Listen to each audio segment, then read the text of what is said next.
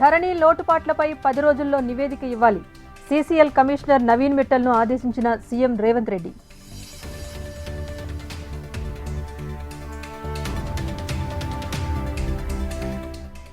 AP assembly నిరవధిక వాయిదా.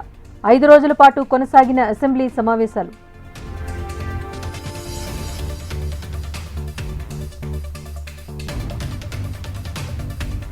తెలంగాణ రాష్ట్రం ఏర్పాటులో నిరుద్యోగులే కీలకం. ప్రజల ఆలోచనలు వినటమే ప్రభుత్వ విధానమన్న సీఎం రేవంత్ రెడ్డి.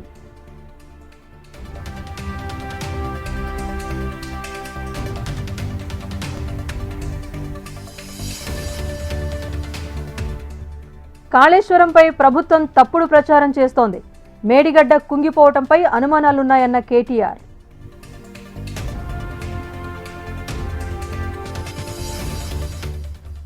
కాంగ్రెస్తోనే రాష్ట్ర అభివృద్ధి.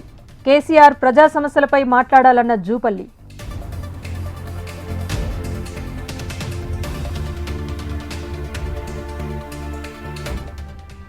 వట్టినాగులపల్లిలో గ్రాండ్గా firemen passing out parade. Fire సిబ్బంది నుంచి గౌరవ వందనం స్వీకరించిన సీఎం రేవంత్. మదనపల్లె ఘటనపై 4 బృందాలు విచారిస్తున్నాయి.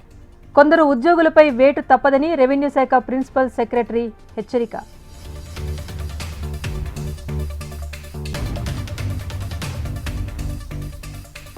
ఢిల్లీ లిక్కర్ స్కామ్ కేసులో కవిత విచారణ ఈ నెల 31కి వాయిదా.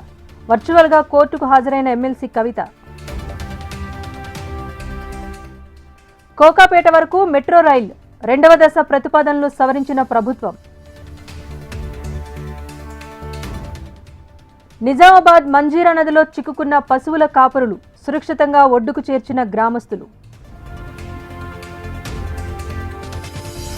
ఖమ్మం జిల్లా నాగులంచ గ్రామంలో ఇంట్లో గంజాయి సాగు. ఇంటి యజమానిని అదుపులోకి తీసుకున్న పోలీసులు. ఉమ్మడి విజయనగరం జిల్లాలో సీజనల్ వ్యాధుల వ్యాప్తి. విషజ్వరాల బారిన పడి ఆసుపత్రి పాలవుతున్న జనం. ఆసిఫాబాద్ జిల్లా జైహింద్పూర్లో ఉప్పొంగిన పెద్ద ఒర్రె. విద్యార్థులను భుజాలకెత్తుకుని ఒర్రె దాటించిన ఉపాధ్యాయుడు. జలధారలతో కనువిందు చేస్తున్న కరత్వాడ జలపాతం. జలదృశ్యాన్ని చూసేందుకు తరలివస్తున్న పర్యాటకులు. Dilsukh Nagar bomb blast case నిందితుడి మృతి. చర్లపల్లి జైల్లో ఖైదీగా ఉన్న ఉగ్రవాది సయ్యద్ మక్బూల్. హైదరాబాద్ మొఘల్పురాలో విద్యార్థుల కిడ్నాప్కు యత్నం. 2 సార్లు యత్నించి విఫలం. బైక్పై పారిపోయిన దుండగుడు. మహారాష్ట్రను వణికిస్తోన్న భారీ వర్షాలు. కుండపోత వానలతో నీట మునిగిన ముంబై.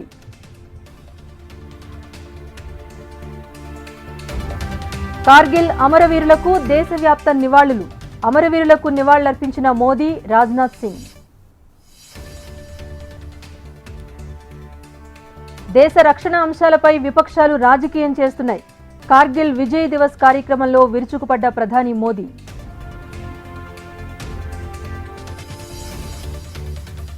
బడ్జెట్ కేటాయింపుల్లో కేంద్రం వివక్ష చూపించింది. నీతి ఆయోగ్ సమావేశంలో కేంద్రాన్ని నిలదీస్తామన్న మమతా బెనర్జీ. 2 జార్ఖండ్ ఎమ్మెల్యేలపై అనర్హత వేటు. జార్ఖండ్ అసెంబ్లీ స్పీకర్ ట్రైబ్యునల్ నిర్ణయం. పారిస్ ఒలింపిక్స్ లో అందరి దృష్టిని ఆకర్షిస్తున్న నిక్కత్ జరీనా. బాక్సర్ విజయంపై ఎదురు చూస్తున్న క్రీడాభిమానులు. మహిళా ఏసియా కప్లో ఫైనల్ చేరిన భారత్ టీం. సెమీఫైనల్స్ లో బంగ్లాదేశ్పై 10 వికెట్ల తేడాతో టీమిండియా విజయం. భారీ లాభాలతో ముగిసిన స్టాక్ మార్కెట్లు. సెన్సెక్స్ 1292, నిఫ్టీ 428 పాయింట్ల లాభం.